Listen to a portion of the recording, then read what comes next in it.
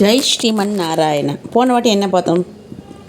சுவாமி ராமானுஜர் வெற்றிகரமாக நம்ம ஸ்ரீரங்கத்துக்கு வந்துட்டார். அங்கே பெருமாள் எப்படி இருப்பார்? பச்சைமா மலை போல் மேனி, பவளவாய் கமல செங்கன், அச்சுதா அமரர் ஏரே ஆயர்த்தம் கொழுந்தே, இன்னும் இச்சுவை தவிர யான் போய் இந்திரலோகம் ஆளும் அச்சுவை பெரினும் வேண்டேன் அரங்கமா நகருளானே.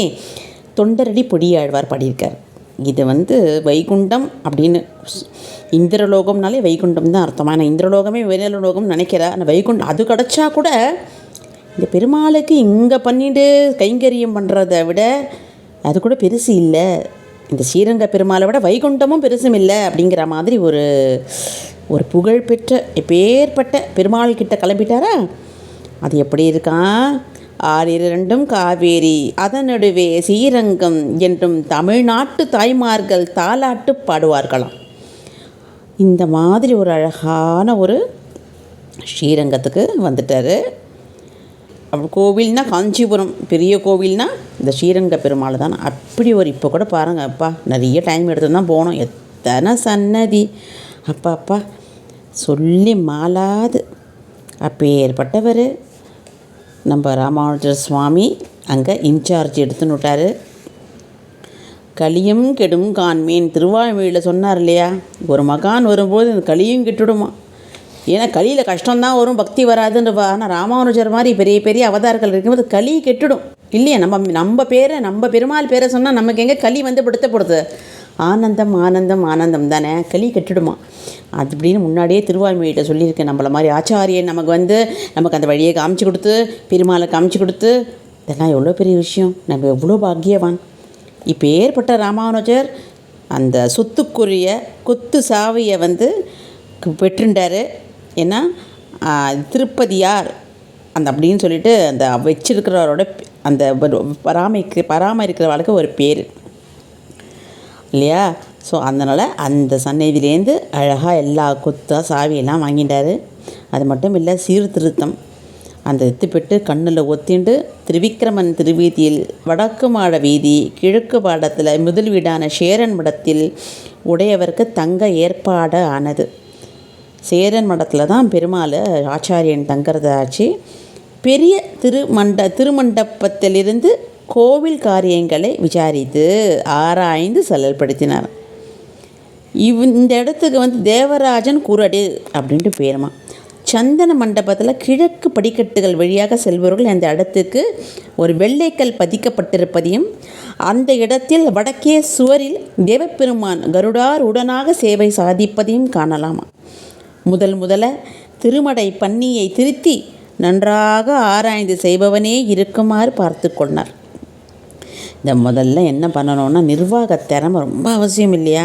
முதல்ல அதுக்கு ஒத்துமையாக இருக்கணும் இல்லையா. எல்லாரையும் வழக்கமாக ஒத்துமையாக பண்ணுறார் அவர். நிர்வாகங்களை அதாவது கலங்கர விரக்கம் மாதிரி இருக்கணுமா ஒரு வைஷ்ணவ சம்பிரதாயத்துக்கு. அந்த மாதிரி எல்லா பாதையிலையும் எல்லாரும் தானாக அவர் பின்னாடி பாதையில் போடுற மாதிரி மதம் மாற்றம் கிடையாது, மனம் மாற்றம். வலுக்கட்டாயமாக எதுவும் பண்ண மாட்டார். அவாலே வைஷ்ணவத்துக்கு திரும்பி வர மாதிரி ஒரு உண்மையான ஒரு அன்பு அறிவை இப்படி ஊட்டினாராம். வைதிக காரியத்துக்கு தனது நிர்வாகத்துக்கும் துணையாக கூரத்தாழ்வாரை வச்சுட்டார்.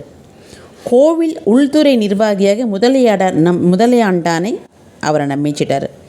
இந்த மாதிரி ஒவ்வொரு இடத்துக்கும் பரிசீலனைகளை நியமித்தார். இந்த நிர்வாக பொறுப்பை ஏற்று நடத்த வல்லவராக சோழ சிற்றரசன் அகங்களை நியமித்தார். இந்த சிற்றரசுகளை தேர்ந்தெடுத்து உடையவரின் அறிவு கூர்மையை காட்டுகிறது. அது ராஜாக்கள் சிற்றரசர்கள் கூட கடமை. ஏன்னா கோவில் பெருசு இல்லையா, ராஜாக்கள் தானே அது மெயின். அதெல்லாம் பண்ணாராம். இந்த நிர்வாக சீர்திருத்தத்தை ராமானுஜர் இறங்குவதற்கு முன்பு முதலில் யார் என்ன சேவை செய்கிறார்கள் அப்படின்னு விசாரித்து தெரிஞ்சு கொண்டார்.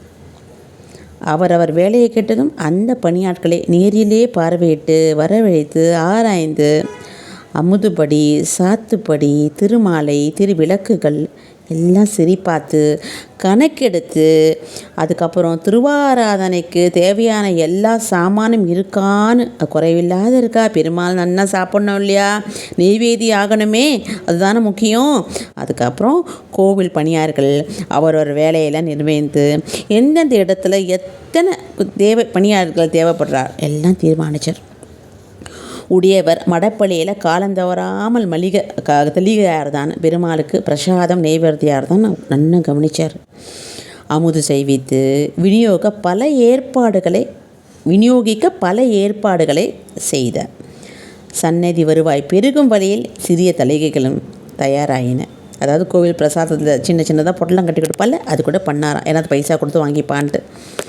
ஏன்னா இத்தனை பேருக்கு ஒரு பெருமாளுக்கு பூ எண்ணெய் பிரசாதத்துக்கு சாமான் வாங்குறதுனா எப்படி, யார்கிட்ட போய் கேட்க முடியும்? இதெல்லாம் ஒரு கோவிலுக்கு வருமானம் தானே. பெருமாளுக்கு அமுதுபடி சாத்துப்படி திருமேனிக்கு ஏற்புடையதாக இருந்தது. அவர் ரூபமாகவும் அனுரூபமாகவும் இருப்பதை நாள்தோறும் ஆராய்வாராம். சமைப்பதற்கு முன்னாடி தன்னோட காட்டுன்னு சொல்லுவாராம். ஒரு முறை முதலையாடார் பெருமாள் பால் குழம்பு ரெண்டுத்தையும் நெய்வேதியம் பண்ணாராம். இதை கேட்டு மனசு சரியாக இல்லாத எழுத ராமானுஜருக்கு, எதுக்கு இப்படி செய்கிறீங்க, பாலும் குழம்பையும் போய் யாராவது பண்ணுவாரா, பழங்களோட எல்லா உணவும் சேர்த்தா நல்லது தானே அப்படின்றார். இல்லை அப்படிலாம் தப்பு அப்படின்னு சொல்லி அதுக்கு பரிகாரமாக கஷாயம் கொடுக்க சொன்னார். ஏன்னா பெருமாளுக்கு உடம்புக்கு ஒத்துக்காதுன்னலாம். பிற்காலத்தில் அதையும் நம்ம பார்க்கலாம் பாருங்கள், ஒரு தடவை என்ன ஆகணும். இதற்கு இடையில் திருவரங்கம் பெரிய கோவிலை பழுது பார்த்து செப்பனிட முயற்சியெல்லாம் முடிஞ்சார். உடையவரை பாருங்கள் இப்போ நம்ம ஸ்ரீரங்கத்தில் அவ்வளோ நீங்கள் வைஷ்ணவ சம்பிரதாயத்தை தூக்கி நடத்துனா அவர் எவ்வளோ அறிவுபூர்வமாக எப்படி சாமர்த்தியமாக இருக்கணும்னு பார்த்துக்கோங்க. அதே மாதிரி மலைச்சோலைகள், மண்டபம், நந்தவனம், மருத்துவமனை, நூல்நிலையம் எல்லாத்துக்கும் சீராக இருக்கணும்னு நினச்சாராம். எல்லாத்துக்கும் அந்தந்த இடம் பண்ணாராம். ஆழ்வார்கள் இறைவனின் இயற்கையில் இறைவனையும் கண்டு ஆராதித்து பாடியவர்கள் இல்லையா. அவர்களுக்குள் பெரியாழ்வார், பெரியாழ்வார், தொண்டரடி பொடியாழ்வார், அதாவது பூஞ்சோழில் மலர் கொய்ந்து மாலைகளை இறைவனுக்கு செலுத்துதல். இந்த மாதிரி திருவரங்கத்தின் வண்டுகள் கூட்டம் கூட்டமாக சோலையில் ரீங்காரம் செய்கின்றன. மயில்கள் நாட்டியம் ஆடுகின்றன. மேகங்கள் வானவீதியில் அனைத்து தவழ்கின்றன. குயில் கூட்டங்கள் இன்னிசையுடன் கூவுகின்றன அப்படின்னு தொண்டரடி பொடியாழ்வார் திருவரங்கத்தில் இயற்கை பாடலை எப்படி பாடித்தார் பார்த்தீங்களா. வண்டினும் உருளும் சோலை, மயிலினும் ஆளும் சோலை, கொண்டல்கள் மீது அணவும் சோலை, குயிலினங்கள் கூவும் சோலை. இந்த பாட்டை எப்படி எழுதினாரோ அப்படியே இருக்குது ஸ்ரீரங்கம். அவர் வந்ததுக்கப்புறம் நான் சொல்லலையே அதே மாதிரி பக்தர்கள் கூட்டமும் வர வர வர ஆரம்பிச்சிது இல்லையா. என்னவோ சொல்லுவாளே, இதுக்கு பெரிய அந்த புகழ்கள் பரவறதுக்கு பெருமாள் தானே பரப்புறாரு. இது ஒருத்தர போய் சொல்லணுமா, எல்லாரும் தானாக நிறைய பேர் வர ஆரம்பிச்சிட்டார்.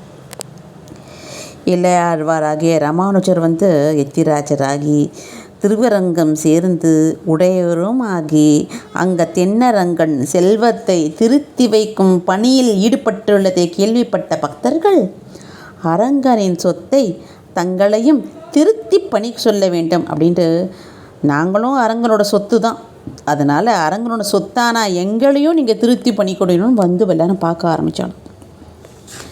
இவ்வாறு கோவில் நிர்வாகத்தை குறையின்றி சிறப்பாக நடத்தி சென்ற உடையவரன் உள்ளத்தில் ஆனந்தம் பொங்குகின்றது. தமது தம்பியான கோவிந்தன் சைவத்தை உதறி திருமால் நெருக்கி மீண்டும் திரும்பிவிட்டான் என்று ஏற்கனவே கேள்விப்பட்ட செய்தி மேலும் உற்சாகத்தை அளித்தது. உளன் கண்டாய் நன்னெஞ்சே உத்தமன் என்றும், உளம் கண்டாய் உள்ளுவார் உள்ளத்து உளன் கண்டாய், வெள்ளத்தின் உள்ளானும் வெங்கடத்து மேயானும் உள்ளத்தில் உள்ளான் என்று ஓர் பொய்கையாழ்வார் முதல் திருவந்தாரியில் படியிருக்கிறான். அதாவது நம்ம சுவாமிக்கு உள்ளம் ஆனந்தமாக இருக்கும் உத்தமர்களை நினைத்து அப்படின்ட்டு தான். இதோட நிறுத்திக்கலாம்.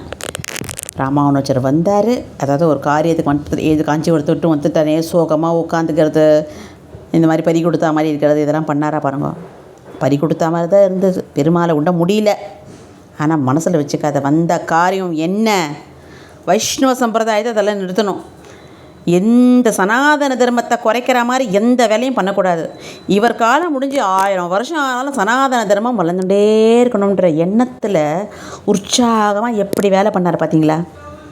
நம்ம என்ன பண்ணணும், உற்சாகமாக என்ன பண்ணணும், ஒரு குறைஞ்சபட்சம் ஸ்ரீமதே ராமானுஜர் திருவடியே சரணம் அடிக்கலாமா முடியலையா? சரி, ஜெய் ஸ்ரீமன் நாராயணா.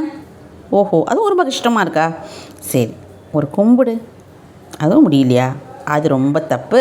அது நீங்கள் கேட்குறவ அத்தனை பேரும் ஒரு கும்பிடு போட்டு தான் ஆகணும், எனக்கு தெரியல அப்படின்னு சொல்லக்கூடாது. அது மட்டும் இல்லை, இந்த சுவாமி ஆச்சாரியன் எப்படி உற்சாகமாக வேலை பண்ணார். ஒரு காரியத்தை எடுத்தோன்னா எப்படி கபகபன்னு பண்ணணும், தன்னோட ஒரு சுய ஆசைங்களுக்கு இடம் கொடுக்காத ஒதுக்கி வச்சுட்டு எப்படி டிவோஷ்னலாக ப்யூராக அந்த காரியத்தில் எப்படி முழுமையாக ஈடுபடணும், அந்த காரியத்துக்கு ஒரு மதிப்பு கொடுத்து அதுக்கு எவ்வளோ ஒரு உண்மையான செயல் செய்யணும் அப்படிங்கிறத காமிச்சவர் தான் நம்ம ராமானுஜர் இல்லையா? சப்ஸ்கிரைப் பண்ணுங்கள். பண்ணிட்டேனே அப்படின்னு சொல்லிட்டு இருக்கக்கூடாது. 4 பேருக்கு அனுப்பணும், அவளே நீங்கள் பண்ண சொல்லணும். ராமானுஜரை பற்றி இவ்வளோ டீட்டெயில்ட்டாக யாருக்கு தெரியும்னு சொல்லுங்க. நிறைய பேருக்கு தெரியும், தெரியாதவளும் நிறைய பேர் இருக்காளோ இல்லையோ, அவளுக்கு இந்த ஒரு கைங்கரியமாக உங்களால் இருக்கட்டும். ஜெய் ஸ்ரீமன் நாராயணா. ஜெய் ஸ்ரீமன் நாராயணா.